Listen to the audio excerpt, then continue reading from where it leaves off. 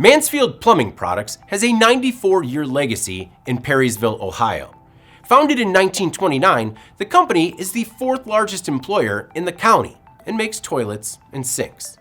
According to the Mansfield News Journal, the company recently announced plans to close the factory on December 31st, 2023, cutting some 277 employees in the process. About 220 are represented by the Teamsters. One of the employees, who will soon be out of a job, actually brought this story to my attention. The company says severance and health insurance will be available to impacted employees, though it will be based on tenure and seniority. Mansfield Plumbing hopes to offer job replacement services as well.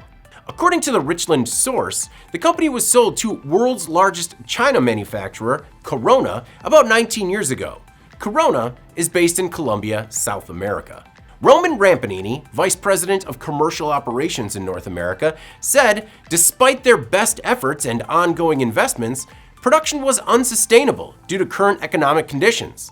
However, the company doesn't plan to close its distribution center in the area and will maintain its bathtub manufacturing facility in Henderson, Texas. According to the WARN notice, the jobs cut at the end of the year include 196 production workers, 23 operations supervisors, 21 maintenance workers, 6 administrative staff, 5 engineers, and 2 QC staff. A handful of workers will stay on into the next year. Corona intends on maintaining Mansfield's customer base, but the work will shift to the company's North and South American manufacturing facilities. I'm David Manti. This is Manufacturing Now.